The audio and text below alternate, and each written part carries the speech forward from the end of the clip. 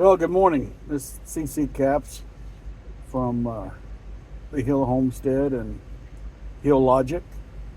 Been a while since I made a video, and I need to apologize up front because I'm doing this in my car and I don't have a handy, sturdy place to put my phone, but we'll see how it goes.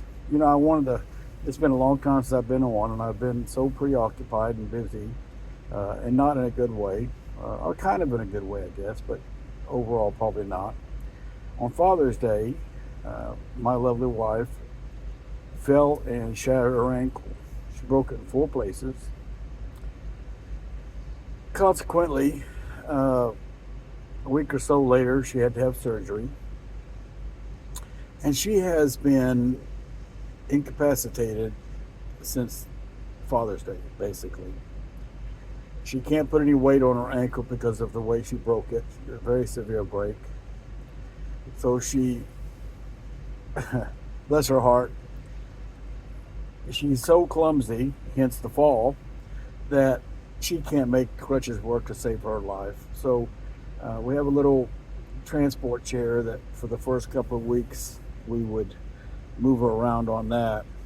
And then at an point, she got a knee scooter. So she's able, with my help, to go from the chair to the bathroom, and from the bathroom to the chair, and from the chair to bed. And really, depending on, dependent on me to help her with most of her daily function.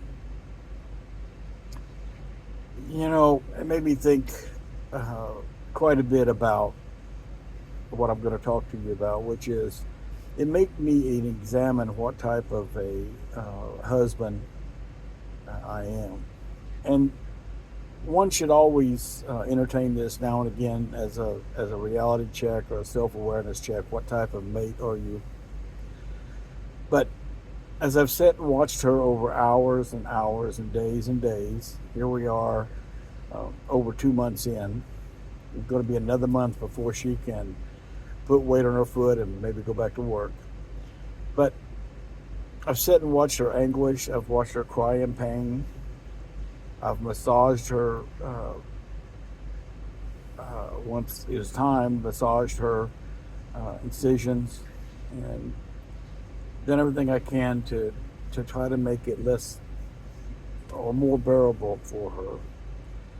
And the whole thing I've taken away from this is she's one strong lady,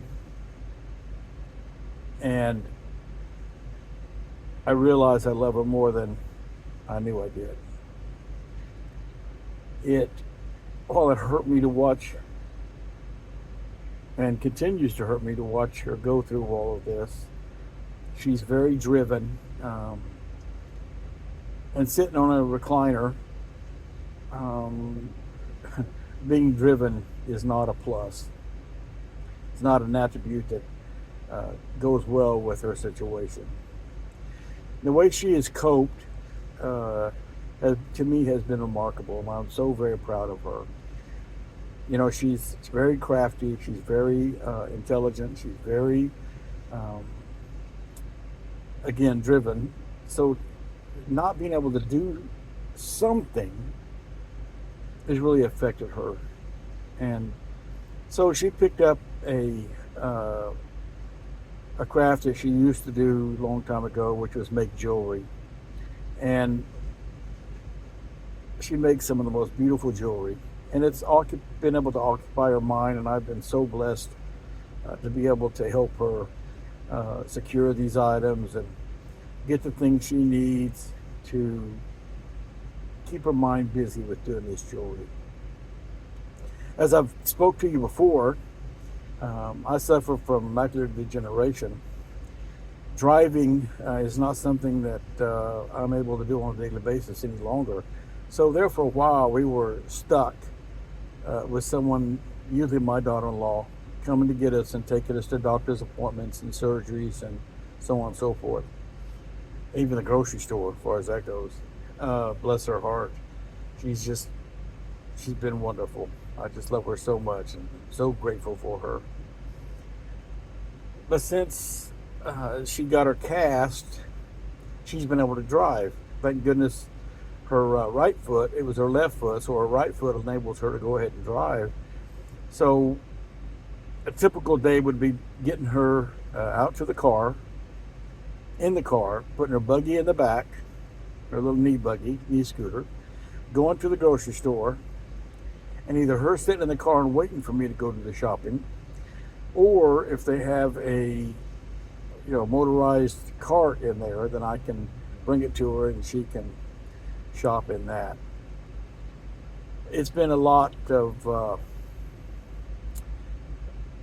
kind of a bright spot that she can get out of the house now for a minute, and she can't go for very long because her foot really has to be elevated to be painless, and she so concentrates so much on not taking pills or medication, especially pain medication, that a lot of times she just takes ibuprofen and suffers through what it doesn't, the part of the pain that it doesn't help. Again, she's a very, very strong person, very strong-willed, very self-aware, knows what her limitations are.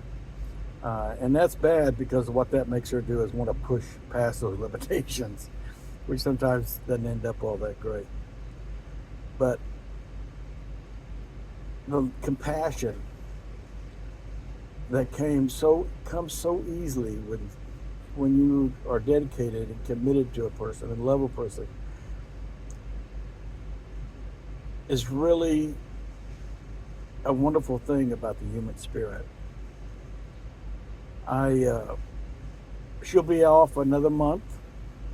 End of September is when she's projected to be able to put weight on her foot. Therefore, it's when she would be able to go back to work.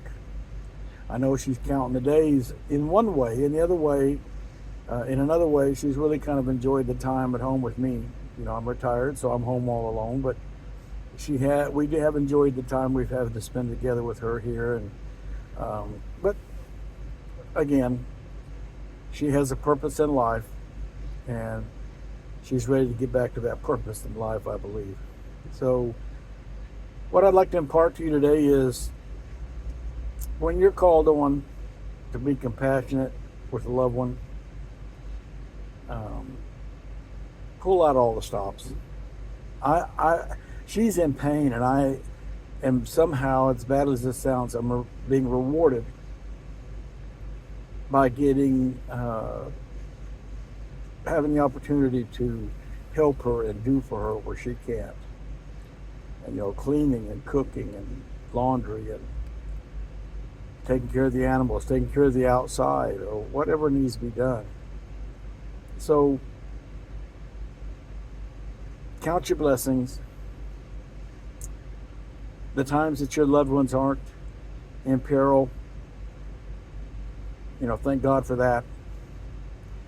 But when it comes time for you to step up and be that compassionate mate, I think that's when your medal really has an opportunity to shine. So I hope it never happens to you. And if it does happen to you, I hope you are able to confront it with the grace that my special wife has. Be kind, love one another, be verbal about it, and have a great day.